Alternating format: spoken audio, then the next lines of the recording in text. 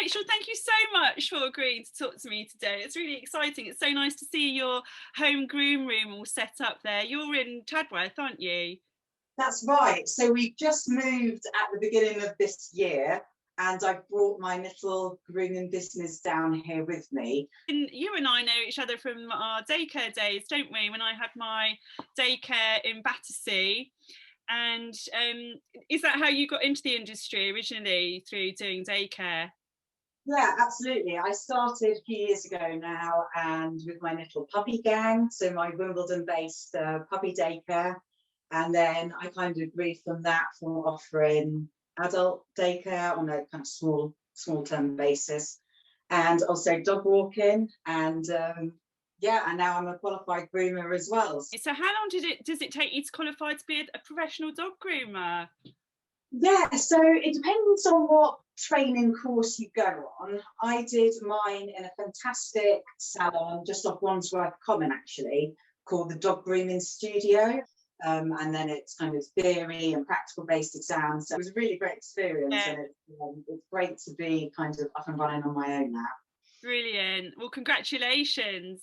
So your company's called Dogwise, isn't it? Yeah. And Dogwise is going to be offering puppy pampers, puppy grooms from April. Tell us all about it. Yeah, that's absolutely right. So I'm really excited to start with is offering kind of puppy packages. Brilliant. So it's kind of an introduction to the grooming world for tiny babies. So it's going to be focused on puppies under 6 months old. So before they get to the stage where their adult coat starts to develop, where they need that full groom, where the expectation is going to be that they need to be able, to stand for a period on a table. It's really going to be a slow introduction for them.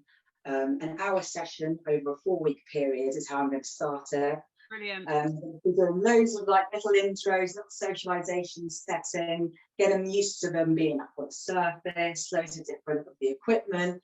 It's a lot, it's a lot for them to have to manage, I think. And I think it can be really overlooked when you're looking at that, first year of what you'd like to expose your puppies to, I suppose. Yeah, absolutely. And I think especially at the moment for people as well, because obviously we've all been in lockdown, it's been really difficult for owners to expose their puppies to different types of handling, and it's something that we cover on the puppy school course. But of course you can't actually put it into practice until you're on a grooming table or on the vet table, or being handled by strangers or family members. So I think what you're offering is really great, because it sounds like it's not just one session, which a lot of groomers do. You kind of can go in and have your puppy taster session. It sounds like it's a slow rollout that's done at puppy's pace, and sort of designed, sort of tailored for each individual puppy. Yeah, and I think that's really important, because not every puppy is going to be at the end of the 4-week course, or however many puppy grooms they have to have before they before they're in a position to do that full groom. Some aren't going to be that comfortable with it yet. I can see you've got some fun looking items on your grooming table there. Yeah. What can owners be doing in preparation for bringing their puppies to you for their puppy grooms?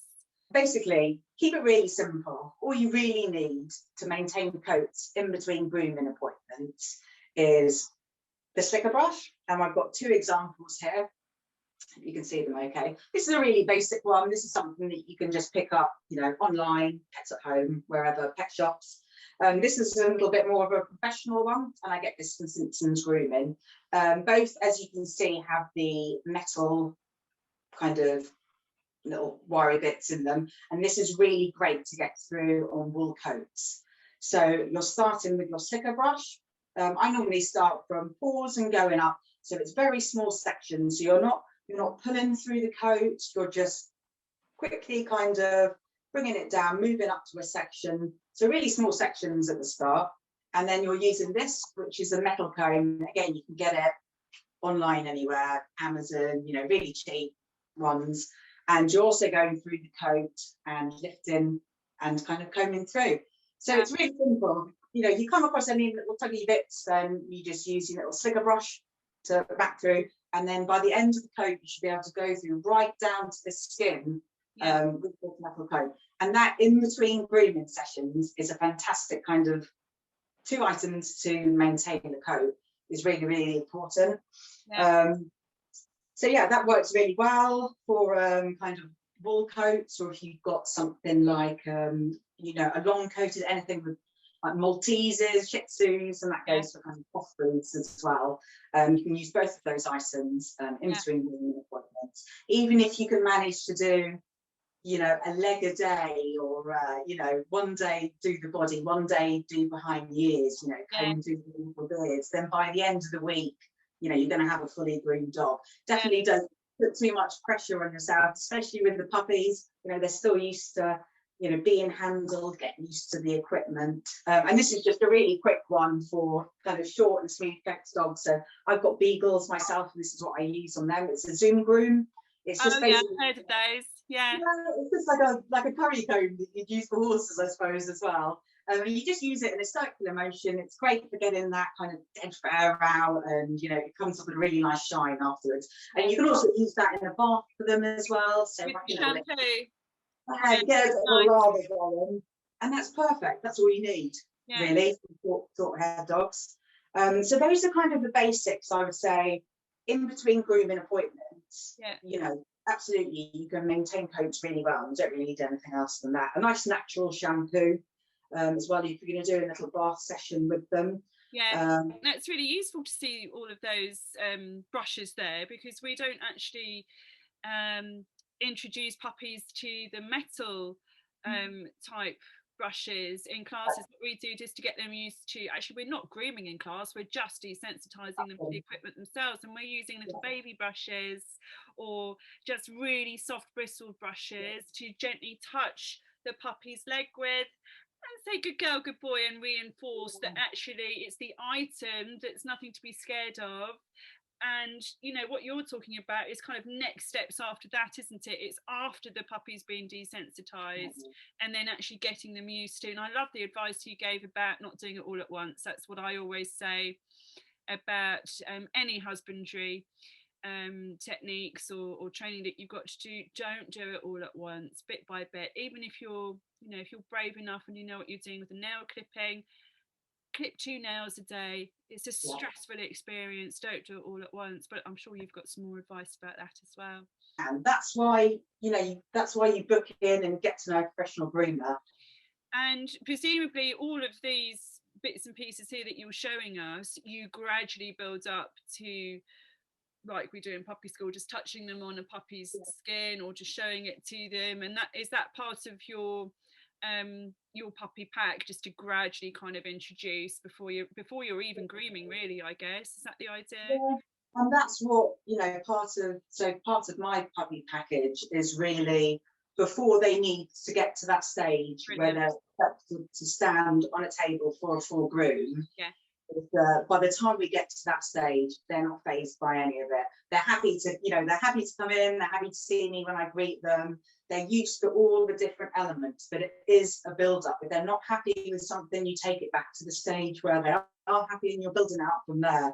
When you're looking for a groomer, just, you know, be aware that, you know, have a look on their websites, give them a call and have a chat and see kind of what their individual setup. And that brings me, Imogen, actually to one of the points that I wanted to mention. Is a great resource for puppy owners if you're looking for your first time groomer, if you're you know, dog owners, if you're looking for a change as well, is a great website called Groomers Spotlight. Okay. So it's a website you can go on to, and it's basically all qualified groomers on there, and you can search by location. So you whack your postcode in, and it'll bring you up a list of kind of options in your area. Then go and have a look, like go and have a look on their Instagram, go and have a look on their, you know, give them a call and see what packages they offer if you're looking for puppy intro sessions and things like that. Yeah, and it's just really because you know that everyone is fully insured, you know, professionally. Your kind of, you know, if you've joined up for your you know, little training classes and things like that, great place to start as well. You know, 12-week-old puppy, start to do your grooming research as well. Absolutely, that's really, really good advice, and so nice of you to share that as well, because obviously that's a nationwide service. So we had lots of questions coming through from our followers. Would you mind answering just a few for us? Yeah, of course. That'd be okay.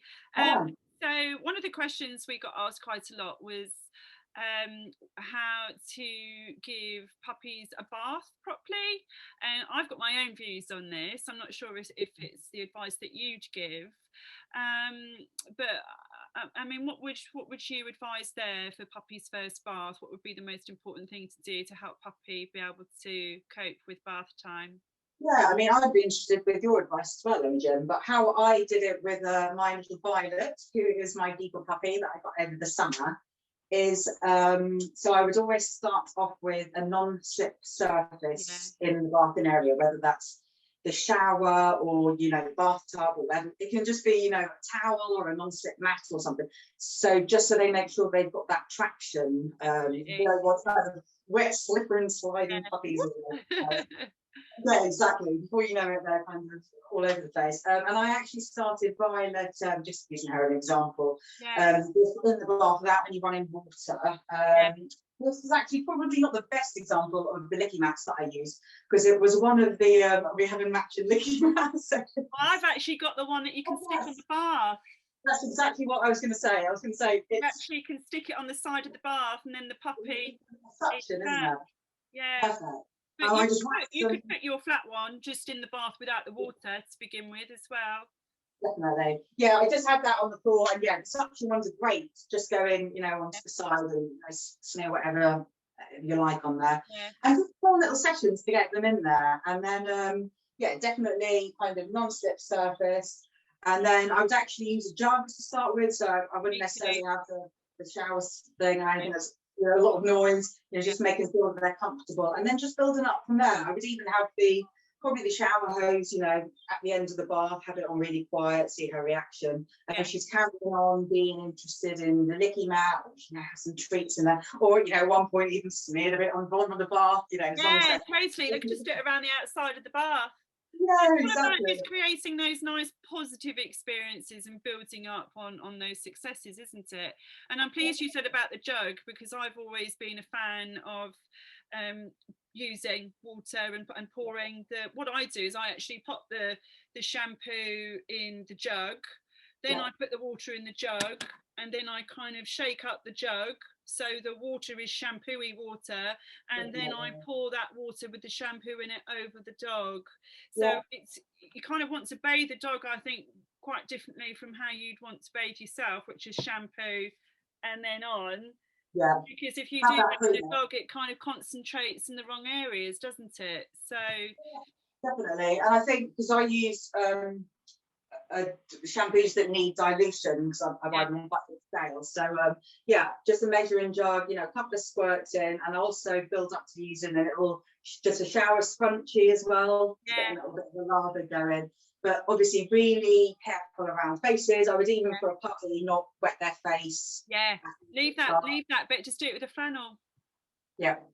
And then it was just, you know, a kind of towel dry afterwards. She was used to having her, you know, her paws dried and things like that. So it wasn't that added kind of thing after the bath and being kind of, you know, wrapped in this towel. But yeah, just really slowly, you know, a couple of little sessions like that, and just building it up with the bath, I think, to start. And just very, very careful if you've got one of the brachycephalic breeds, as you do, like Albert and Rita. I wouldn't put anything anywhere near their faces in terms of a stream of water. So I use a damp warm cloth, no shampoo or anything. Agreed. And then I would normally just whack on just to clean. I'd use a bit of Lucilin. Just great product. Really great product.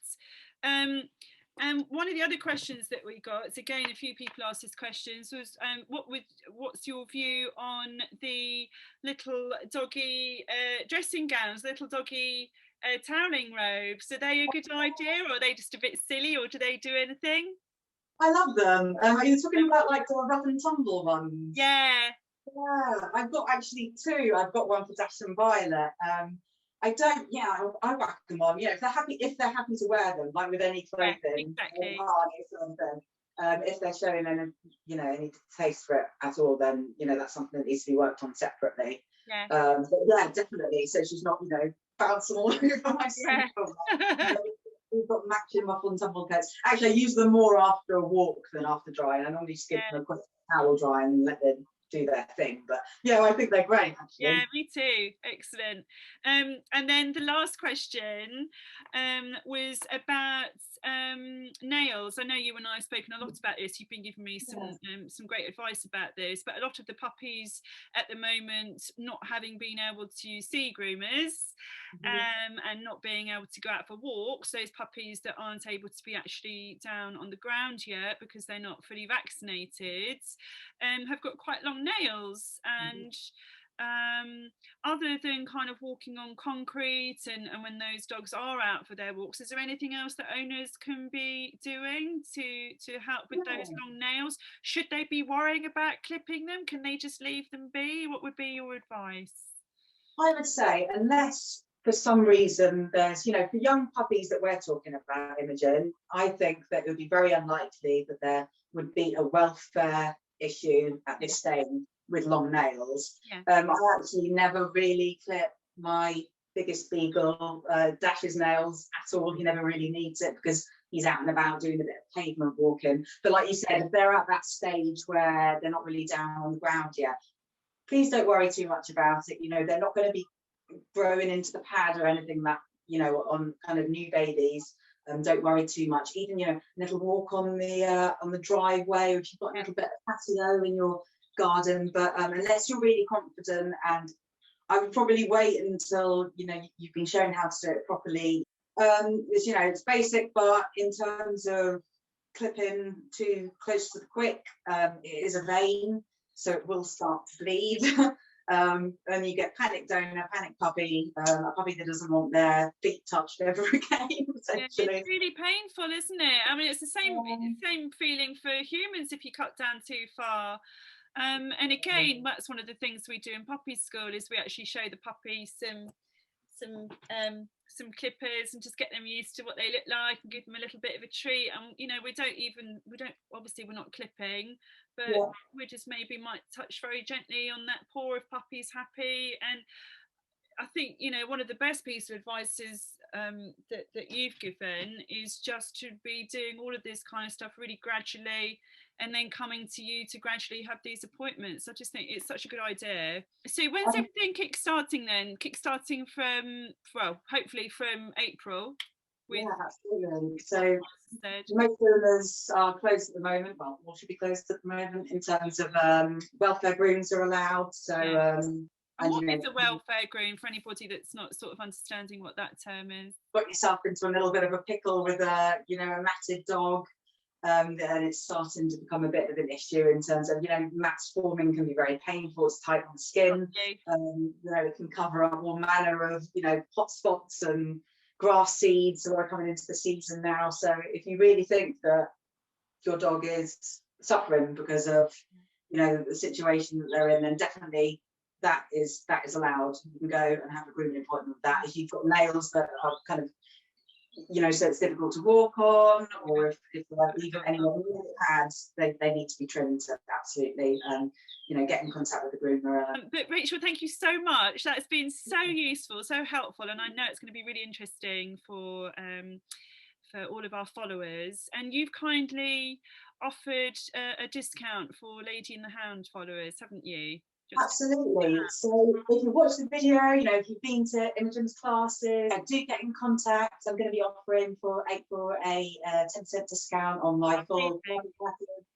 So even if you've just got any questions, if you want to find out something that we didn't maybe cover in the video, then obviously do get in touch, puppy grooming related and things like that. But I hope that is of some interest to people. It's been brilliant. Thank you, Rachel. So I'll pop all your details on the post, and good luck with everything. Thank you so much, Rachel. See you soon. See you soon. Bye.